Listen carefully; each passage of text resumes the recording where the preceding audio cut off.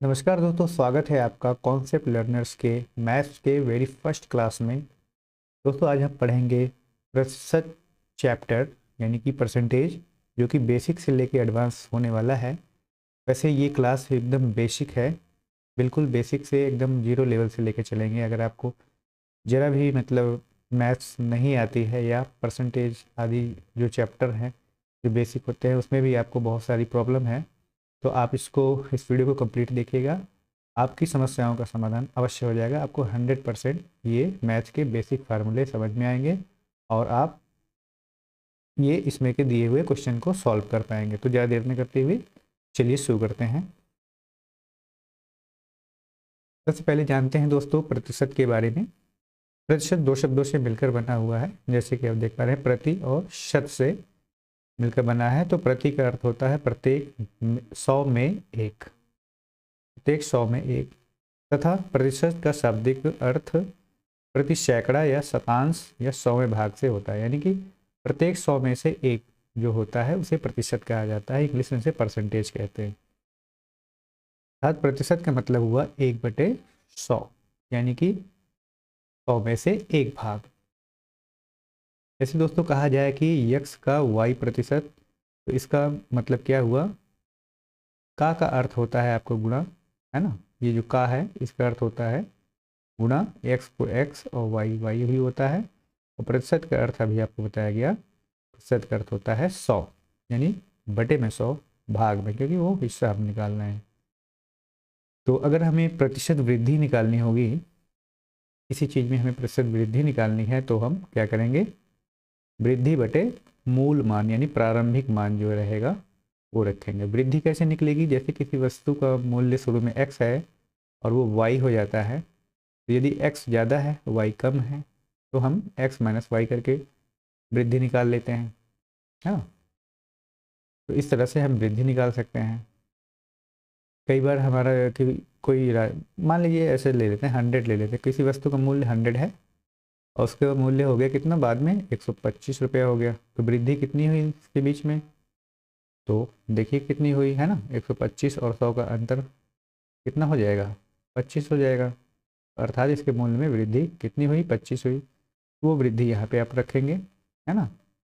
25 यहाँ पे रखेंगे। और मूल मान यानी शुरू में क्या था हमारा मान? तो 100 था, तो 100 नीचे रख देंगे, है ना। बटे में अपॉन में रख देंगे और ये 100 से 100 डिवाइड हो जाएंगे। तो प्रतिशत वृद्धि कितनी आ जाएगी? 25 आ जाएगी। तो ये सवाल हम आगे चल के करने वाले हैं। अभी हम आपको केवल सूत्रों से, फार्मूले से इंट्रोड्यूस करा रहे हैं। ऐसे ही यदि कोई वस्तु 100 रुपये की है ना, और वो कम होकर के 75 रुपये की हो गई, तो उसके मूल्य में कमी हो गई। कितनी कमी हुई? 25 की कमी हुई। तो प्रतिशत कमी हमें निकालना है, तो यहाँ कमी रखना होगा। यानी कि जैसे इस केस में यहाँ कमी कितनी है? 25 हुई। प्रारंभिक मान कितना था? पहले का मूल्य 100 था, है ना। मूल मान 100 था, इस तरह से 100 रख लेंगे और ये भी 100 से 100 डिवाइड हो जाएगा। हमारी कमी कितनी आ जाएगी? 25% कमी आ जाएगी। तो इस तरह के सवाल और इससे भी थोड़े एडवांस लेवल के सवाल हम आज इस क्लास में करने वाले हैं। बने रहिए क्लास में शुरू से लेकर अंत तक। आपको ज़रूर इस वीडियो से फ़ायदा होगा। अगर आप बैंक, एसएससी, रेलवे आदि की तैयारी करते हैं वनडे एग्जाम की, तो आपको बहुत ही बेनिफिशियल ये क्लास होने वाली है। चलिए चलते हैं हमारे पहले सवाल की ओर। सेब का मूल्य कितना है? 30 रुपये प्रति किलोग्राम से बढ़कर 40 रुपये प्रति किलोग्राम होने पर मुझे सेब के खपत में कितने प्रतिशत की कमी करनी होगी, जिससे सेब पर मेरा खर्च वही रहे। तो इसमें देखिए दोस्तों क्या दिया गया है आपको। एक तो आपको दिया गया है प्रारंभिक मूल्य, ठीक है, क्योंकि कितना है? 30 रुपया, है ना, प्रति केजी का मूल्य दिया गया है। उसके बाद क्या दिया गया है? मूल्य में वृद्धि होकर के वो 40 रुपये प्रति किलोग्राम हो रहा है। तो ये क्या है? बढ़ा हुआ मूल्य, है ना। बढ़ा हुआ मूल्य कितना है? 40 रुपये प्रति केजी है, ठीक है। तो देखिए कितनी वृद्धि हो गई, आप यहाँ से भी वृद्धि निकाल सकते हैं, ठीक है। वृद्धि निकालिए, कितनी आ गई इसमें? 40 माइनस 30 बराबर 10। 10 रुपये प्रति केजी जो है ये महंगा पड़ रहा है। अब इसे खपत में कितने प्रतिशत कमी करनी होगी कि इसका खर्च वही रहे, तो ये पूछा है। तो चलिए जानते हैं। तो अभीष्ट कमी है ना, खपत, खपत में प्रतिशत कमी, खपत में प्रतिशत कमी, ठीक है, निकालनी है। तो मूल्य में वृद्धि है ना, मूल्य में जो वृद्धि हुई है, ठीक है, मूल्य में जो वृद्धि हुई है बटे, ठीक है, बढ़ा हुआ मूल्य या नया मूल्य आप लिख सकते हो, बढ़ा हुआ मूल्य गुणे 100, इसको करेंगे तो हमारा मान आएगा। मूल्य में वृद्धि कितनी हुई है हमने आपने देखिए निकाल लिया है 10 रुपये प्रति किलोग्राम, है ना। इतना जो है ये खपत में प्रतिशत कमी निकालने के लिए करना है। तो 10 रुपये प्रति केजी है ना, बढ़ा हुआ मूल्य कितना है 40 रुपये प्रति केजी, ठीक है, और 100 रुपया है ना, 100 से गुणा करनी होगी, ठीक है, क्योंकि हम प्रतिशत में बदल रहे हैं। तो 1 0 से 1 0 ये कट गया, ठीक, 1 0 से 1 0 ये कट गया है, बचा क्या 1/4, ठीक है, और 100 का 1/4 भाग कितना होता है ना, या भाग भी कर दीजिए, 4 दूनी 8, 4 पंचे 20, 4 एकम 4, कितना आया 25%। तो हमारा खपत में कमी हमें 25% की करनी होगी, जिससे कि हमारा जो बढ़ा हुआ मूल्य है वो हमारा खर्च उस पर वही रहे, है ना, खर्च में वृद्धि ना हो। तो दोस्तों एक बार अगर आपको समझ नहीं आया तो वीडियो को रिवाइंड करके भी देख सकते हैं, मतलब रिवर्स करके भी देख सकते हैं, फिर से आप स्लो स्पीड में करके या रिपीट करके देख सकते हैं, आपको ये ज़रूर समझ में आ जाएगा। और नहीं समझ में आता तो आप मुझे कमेंट करके बताइएगा, ठीक है, तो आपकी प्रॉब्लम को सॉल्व किया जाएगा। चलिए अगले सवाल की ओर बढ़ते हैं। दूसरा सवाल क्या कह रहा है, चीनी का मूल्य 36 रुपये प्रति किलोग्राम से घटकर, देखिए वहाँ वृद्धि हो रही थी, अब यहाँ पे मूल्य घट रहा है, घटकर 30 रुपये प्रति किलोग्राम होने पर व्यक्ति को खपत में कितने प्रतिशत की वृद्धि करनी होगी, है ना, कि मद पर खर्च ना बढ़े, यानी कि वही खपत पे उसको खर्च ना बढ़े। तो यहाँ भी वही सूत्र लगेगा, है ना, प्रारंभिक मूल्य पहले लिख लीजिए, है ना, प्रारंभिक मूल्य कितना है 36 रुपया है, ठीक, और फिर नया मूल्य, नया मूल्य कितना हो गया है 30 रुपया हो गया है प्रति किलोग्राम, है ना, प्रति केजी ये हो गया है, ठीक है। अब कह रहा है खपत में कितने प्रतिशत की वृद्धि कर दे कि मद पे खर्च ना बढ़े। तो चलिए लगाते हैं, इसमें क्या करना होगा। तो इसके लिए सबसे पहले आपको ये सूत्र लगाना होगा, खपत में वृद्धि,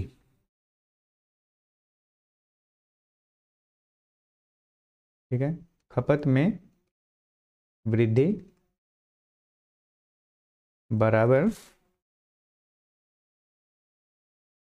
ठीक है, प्रारंभिक और नए मूल्य में जो अंतर है उसको लिख लीजिए, है ना, प्रारंभिक मूल्य और नए मूल्य में अंतर बटे नया मूल्य, क्योंकि नए मूल्य पे ही हमें ये ज्ञात करना है, ठीक है। प्रारंभिक मूल्य हमारे कितना है 36 रुपये पर केजी, बाद में कितना हो गया 30 रुपये पर केजी, ठीक है, और डिवाइड करेंगे इसको नए मूल्य से ही, ठीक है, 30 से और गुणा 100। चलिए घटा लीजिए कितना आएगा, 36 में से 30 घटाएंगे तो आपका आएगा 6, और ये 30 गुणे 100। अब इसे हल कर लीजिए, 6 पंचे 30, 5 कम 5, 5 दूनी 10, 1 0 बचा है ना, ये 20 हो जाएगा। तो कुल मिला के हमारा कितना आया 20%, अर्थात खपत में हमें 20% की वृद्धि करनी होगी, जिससे कि क्या होगा, जिससे कि मद पर खर्च नहीं बढ़ेगा। उम्मीद करता हूँ आपको ये सवाल भी समझ में आ गया है। चलिए बढ़ते हैं नेक्स्ट क्वेश्चन की ओर। अगला सवाल है हमारा, चावल के मूल्य में 20% की वृद्धि की जाए तो कोई व्यक्ति उसकी खपत में कितने % की कमी करे जिससे उसका खर्च पूर्ववत रहे। तो ये भी इसी टाइप का लगभग में सवाल है। थोड़ा सा अंतर आपको सूत्र में देखने को मिलेगा। फिर से आप सवाल पढ़ लीजिए एक बार। चावल के मूल्य में 20% की वृद्धि की जाए तो कोई व्यक्ति उसकी खपत में कितने परसेंट की कमी करे जिससे कि उसका खर्च पहले जैसा रहे। तो देखिए वहाँ पे कीमत थी, यहाँ पे परसेंटेज में वृद्धि हो रही है, वहाँ पे कीमत में वृद्धि हो रही थी, है ना, पिछले सवालों में जो हमने लगाया। तो आप लिख लीजिए प्रतिशत वृद्धि कितनी हो रही है, 20% की हो रही है ना। और पूछा क्या है, खपत में प्रतिशत कमी, है ना, खपत में प्रतिशत कमी। तो चलिए लगाइए, ये और भी आसान है। खपत में प्रतिशत कमी बराबर P प्लस 100/100। इस फार्मूले को आप लगाइए तो आपका सवाल हल होगा। तो P क्या है, हमारी प्रतिशत वृद्धि जो हुई है ना, और 20 में ही आपको 100 जोड़ना है, ठीक है। उसके बाद आप गुणे 100 कर दीजिए बाहर में, परसेंटेज में बदलने के लिए कितना हो जाएगा, ये 20/120 हो जाएगा, गुणे 100। एक जीरो से एक जीरो कट जाएंगे, 2 1 कम 2, 2 6 12, और भी काट लीजिए, 2 3 6 3, सॉरी एक सेकेंड, 2 5 10, 0 और 2 3 6। कितना है ये, 50/3 आया है। 50/3 यानी 50 को 3 से भाग करोगे जब, कितना आ जाएगा, चलिए भाग करके देखते हैं। 3 1 कम 3, 5 में से 3 गया 2, 0, 3 छंग 18, 2, शेषफल आया 2, है ना। शेषफल हमने बताया ऊपर लिखा जाएगा, जिससे हमने भाग किया, यानी भाजक नीचे लिखा जाएगा, और जो भागफल आया है वो सामने लिखा जाएगा। यानी कि हमारा उत्तर आया 16 सही 2/3%। तो उम्मीद करता हूँ आपको ये सवाल भी समझ में आ गया है ना। ये हमारे 3 तरह के क्वेश्चन हो गए हैं। चलिए बढ़ते हैं आगे नेक्स्ट क्वेश्चन की ओर। अगर आपको किसी क्वेश्चन में कोई भी डाउट रहता है तो हमें कमेंट बॉक्स में ज़रूर कमेंट करिएगा, हम आपका रिप्लाई करेंगे, और जो भी प्रॉब्लम होगी हम उसका आने वाली वीडियो में आपको सोल्यूशन अवश्य प्रोवाइड करेंगे। चलिए नेक्स्ट क्वेश्चन की ओर बढ़ते हैं। पेट्रोल के मूल्य में 10% की कमी हो जाए तो कोई व्यक्ति उसकी खपत में कितने परसेंट की वृद्धि करे जिससे कि उसका खर्च पूर्ववत रहे, यानी पहले जैसा रहे। क्योंकि पिछले सवाल में क्या कह रहा था कि प्रतिशत की वृद्धि हो रही थी, और इस वाले सवाल में कह रहा है प्रतिशत की कमी हो रही है। तो इसके लिए क्या सूत्र लगाएंगे, कैसे क्या करेंगे, तो देखते हैं। तो सबसे पहले तो लिख लेते हैं, है ना, कितनी हमारी परसेंटेज में कमी हो रही है ना। P = 10%, ये हमारी कमी हो रही है। अब इसका हम कैसे लगाएंगे, खपत में प्रतिशत वृद्धि कैसे निकालेंगे। तो खपत में प्रतिशत वृद्धि, अगर आपको वीडियो स्लो लग रहा है तो थोड़ा सा फास्ट कर लीजिएगा। प्रतिशत वृद्धि बराबर P/100 - P/100, ठीक। यहाँ P का अर्थ मतलब ले सकते हैं मूल्य में परसेंटेज से, है ना। परसेंटेज कमी हो रही है तो माइनस होगा, और परसेंटेज वृद्धि हो रही है तो प्लस हो जाएगा। तो चलिए फिर मान रखते हैं। P का मान हमने लिख रखा है यहाँ पे 10, है ना, जो कि यहाँ पे दिया गया है। 10% की कमी हो जा रही है, कितना रखेंगे यहाँ पे, 10, 100 - 10 × 100, ठीक है, 100 - 10, ठीक है। चलिए फिर करते हैं। आप सीधा सामने से ऊपर भी डायरेक्टली मल्टीप्लाई कर सकते हैं। 100 × 10 करेंगे तो आपका आ जाएगा 1000, है ना, 100 दाम 1000। और आप ये जो है 100 में से 90, है ना, 100 में से 10 घटाएंगे कितना आएगा, 90 आएगा, ठीक है। 100 में से 10 माइनस करेंगे तो आपका 90 आएगा। चलिए फिर एक जीरो से एक जीरो ये भी डिवाइड हो गया, ठीक। कितना आ गया, 100/9 आ गया, है ना। अब देखिए किसी संख्या से तो कटेगा नहीं ये, है ना, क्योंकि नीचे जो है हमारी विषम संख्या है, ऊपर एक सम संख्या है, तो हमें सीधा इसको भाग करके प्रतिशत में बदल देना होगा। तो 100 को भाग करिए फिर 9 से, कितना हो जाएगा, 9 एकम 9, 10 में से 9 जाएगा, है ना, कितना आएगा 1 0, फिर 9 एकम 9, ठीक, घटाइए 10 में से 9 गया, कितना आएगा 1, तो हमारा शेषफल आया 1, भागफल आया 11 और भाजक हमारा 9 है ही है, तो हमारा उत्तर कितना हो जाएगा 1/9 और 11 सामने में, जिसे पढ़ा जाता है 11 होल नंबर 1/9, 11 सही 1/9%। तो इस तरह से हम में की सवालें लगाते हैं। उम्मीद करता हूँ आपको ये सवाल जो है समझ में आ रहे हैं और पढ़ाने का तरीका भी आपको समझ में आ रहा है, क्योंकि एकदम बेसिक से लेकर चल रहा हो कि जिसको मतलब मैथ में एकदम जीरो भी है या बहुत वीक है, बहुत कम समझ में आती है मैथ, उनके लिए भी आसान हो जाए। तो चलिए बढ़ते हैं नेक्स्ट क्वेश्चन की ओर। और हाँ दोस्तों, अगर आपको वीडियो पसंद आया है, अगर आपको सवालें समझ में आ रही हैं, तो आप वीडियो को एक लाइक अभी से कर दीजिए, है ना, और चैनल पर नए हैं तो चैनल को सब्सक्राइब जरूर कर लीजिएगा, बेल आइकन जरूर दबा लीजिए दोस्तों। नेक्स्ट क्वेश्चन की ओर बढ़ते हैं। यदि यदि ए की आय बी की आय से 25% अधिक हो, तो बी की आय ए से कितने परसेंट कम है, यानी कितने प्रतिशत कम है। तो इस तरह के सवाल हम कैसे लगाएंगे। एग्जामिनेशन हॉल में सवाल को हल करने से पहले सबसे ज़्यादा ये ज़रूरी होता है कि आप सवाल को अच्छे से समझ लीजिए, उसके बाद आप पेन चलाइए, है ना, पहले दिमाग चलाएंगे फिर पेन चलाएंगे। बढ़िया से सवाल को 1 बार 2 बार 3 बार जरूर पढ़ लें, है ना, नहीं तो मिस्टेक हो सकती है। 3 बार नहीं तो कम से कम 2 बार तो जरूर पढ़ लें, है ना। तो आप इसको पढ़िए। यदि ए की आय बी की आय से 25% अधिक हो, तो बी की आय ए से कितने प्रतिशत कम है ना। थोड़ा सा घुमाता है क्वेश्चन, ये देखिए लास्ट में कह रहा है बी की आय ए से कितने प्रतिशत कम है, ठीक है। तो यानी कि ए की आय ज़्यादा है और बी की आय कम है, ठीक है, और वो प्रतिशत में पूछा है, तो कैसे लगाएंगे ये सवाल। तो जो भी हमारा वैल्यू दिया गया है ना, परसेंटेज दिया गया है, उसको आप लिख लीजिए पहले ही, है ना।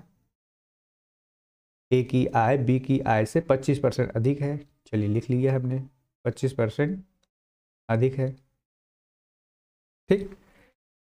अब क्या कह रहा है, तो बी की आय ए से कितने परसेंट कम है, ठीक है। तो चलिए फिर लगाइए प्रतिशत कमी, ठीक, वही लगाएंगे सूत्र हम, प्रतिशत कमी इक्वल टू क्या हो जाएगा यहाँ पे, है ना, P/100 प्लस P, ठीक है, इसी फार्मूले से लगाएंगे।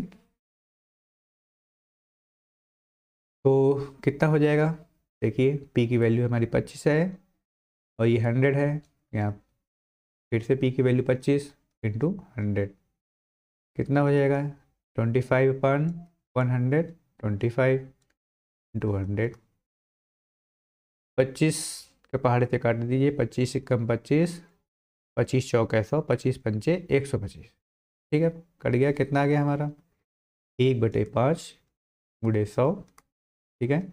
अब काटिए 5 से, 5 एकम 5, 5 दूनी 10, ठीक है। देखिए ये 20 है, यहाँ पे 20 है और इंटू 1 है ना, 20 इंटू 1 है, यानी 20 एकम 20, कितना आ गया हमारा उत्तर 20%। विकल्प वाले सवाल रहते हैं तो आप जो है इसे हल कर सकते हैं और इस तरह से आप उसमें से टिक लगा सकते हैं।